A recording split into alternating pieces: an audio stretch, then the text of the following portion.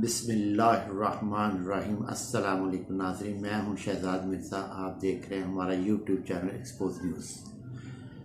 नाज़रीन, जब साबका हुकूमत पीटीआई की ख़त्म हुई थी, बल्कि ख़त्म करवाई गई थी और हैंडलर्स ने इम्पोर्टेड हुकूमत बनाई, और उस वक़्त army chief general Qamar Javed Bajwa साहब ने कहा था कि जी मैं इमरान खान को कोई पैसे नहीं देता था, मैं पैसे लेने जाता था, मैं साथ जाता था, मुझे पैसे, मेरी वजह से इनको पैसे मिलते थे और जो मुल्क में निज़ाम चलता था, जो भी कर्ज के जो भी मामला थे, हुकूमती मामला थे, उस पर जो पैसों का मामला था वो कमर जावेद बाजवा की गारंटी पे मिलते थे। अब चाइना गए हैं जनरल कमर जावेद बाजवा, मगर उन्होंने चाइना ने से इनको कोई पैसा नहीं दिया, इनको मना कर दिया पैसा देने से। उल्टा उन्होंने कहा कि $2 बिलियन जो हमारा है वो वापस करें, क्योंकि हमने आपके साथ नहीं, आप सिलसिला नहीं करना कोई भी। वो काफ़ी हद तक पाकिस्तान से दूर हो गया है, क्योंकि उनका वो था, पाकिस्तान था, रूस था, चाइना था, इस तरह और ममालिक का एक जो ग्रुप बन रहा था, उसमें चाइना ख़ास तौर पर पाकिस्तान की बड़ी मदद कर रहा था। एक दोस्त है हैसियत से बड़ी मदद कर रहा था पाकिस्तान की, पाकिस्तान में सरमायाकारी कर रहा था, सी पैक बना रहा था, जो कि आते ही इम्पोर्टेड हुकूमत ने सी पैक अथॉरिटी ख़त्म कर दी। चले, सी पैक अथॉरिटी सिर्फ दुनियावी अथॉरिटी थी, वो ख़त्म कर दी, मगर रहमतुल्लिल आलमीन सल्लल्लाहु अलैहि वसल्लम अथॉरिटी जो साबका हुकूमत ने बनाई थी, वो भी इन्होंने ख़त्म कर दिया, आते ही वो भी ख़त्म कर दी। उसकी जगह पे मौसीकी की अथॉरिटी बना दी, नाच गानों की अथॉरिटी बना दी। अब मौलाना फजल रहमान साहब खामोश हैं बिल्कुल। अब उनका इस्लाम कहाँ गया? अब क्यों नहीं बोल रहे वो?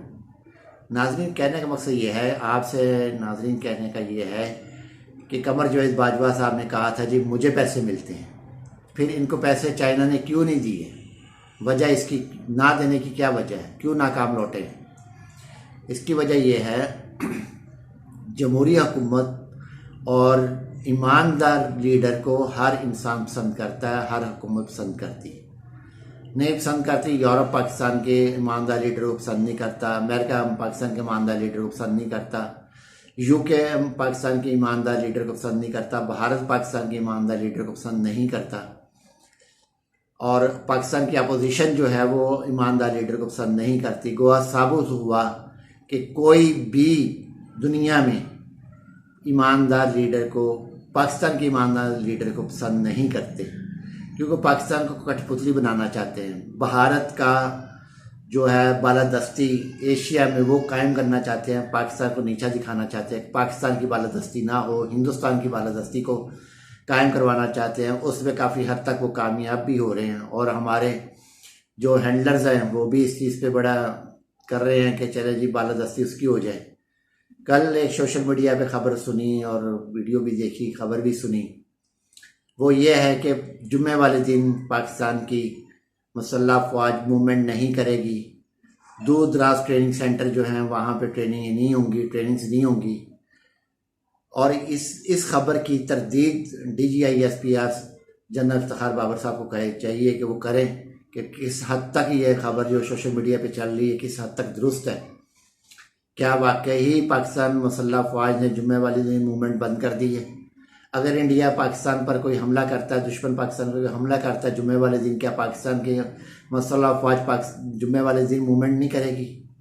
इसकी तरदीद DGISPR जनरल इफ्तिखार बाबर साहब को फौरी तौर पे करनी चाहिए, क्योंकि मीडिया में बहुत तेज़ी से ये खबर गर्दिश कर रही है। तो इससे पहले आगे ही नफरत काफ़ी पैदा हुई है, आवाम काफ़ी दूर हो चुके हैं फ़ौज से, बहुत ज़्यादा दूर हो चुके हैं फ़ौज से। मज़ीद दूरी का ये खबर जो मज़ीद दूरियाँ पैदा करेगी, इनकी मुसल्लह फ़ौज और अवाम के दरमियान काफ़ी हद तक दूरियाँ पैदा करेगी। तो चाहिए कि ऐसा काम ना करे जिससे अवाम मुसल्लह फ़ौज से दूर हो। जो इनकी इज़्ज़त बनी हुई थी, माजी में जो इज़्ज़त बनाई गई थी, वो इज़्ज़त अब ख़त्म, धीरे धीरे नहीं बल्कि बहुत तेज़ी से पाकिस्तान आर्मी का ग्राफ अवाम की नज़रों में गिरा है। तो इनको चाहिए कि DGISPR को ख़बरों की तरदीद किया करे फौरी तौर पे, और उसको तस्दीक या तरदीद दोनों जो हों वो किया करें, ताकि आवाम की गलतफ़हमियाँ दूर हों। ये फ़ौज के हक़ में बेहतर है। दूसरी जो बात यह है कि ये जो चाइना गए हैं वहाँ से कुछ नहीं मिला, और बिल्कुल मायूस लौटे हैं वहाँ से, कोई पैसा नहीं। उन्होंने बकायदा $2 बिलियन वापस मांगा और IMF ने ये कहा है कि अगर जो हम पैसा आपको दे रहे हैं तकरीबन $3 बिलियन के करीब जो पैसा दे रहे हैं उसमें आपने चाइना को कोई पैसा वापस नहीं करना। ये पैसा आपने कोई पैसा ₹1 वापस नहीं करना चाइना को, मगर चाइना मुज़र है कि हमें $2 बिलियन जो हमारा है वो वापस किया जाए। आप देखें नाज़रीन किस तरह पाकिस्तान की मुआशी हालत किस तरफ जा रही है और पाकिस्तान के अवाम की हालत किस तरफ जा रही है। सिर्फ एक गलती, एक इक़्तिदार की हवस ने मुल्क का बेड़ा गर्क कर दिया, कौम का बेड़ा गर्क कर दिया, मुल्क की मईशत का बेड़ा गर्क कर दिया, हर अदारे को तबाह बर्बाद करके रख दिया। अब बहुत मुश्किल है कि पाकिस्तान जो है दोबारा पटड़ी पे चढ़े। अभी तक ना हैंडलर्स को होश आ रही है, ना इम्पोर्टेड हुकूमत को होश आ रही है। झूठे दावे, झूठे वादे और नाच गानों के लिए टीचर्स भर्ती किए जाएंगे। शर्म आनी चाहिए। ये इस्लामी रिपब्लिक ऑफ पाकिस्तान है, ये डेमोक्रेटिक रिपब्लिक पाकिस्तान नहीं है, ये इस्लामी रिपब्लिक है।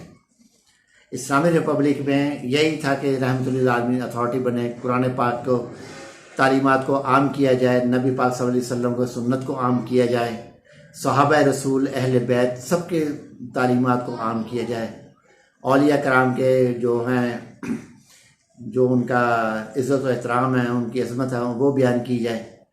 तमाम चीज़ें थी, तमाम एक अच्छे तरीके से पाकिस्तान का बनाया गया था, स्ट्रक्चर बनाया गया था, जो कि इन्होंने तबाह बर्बाद करके रख दिया सिर्फ अपने इक़्तिदार और अपनी हवस की खातिर।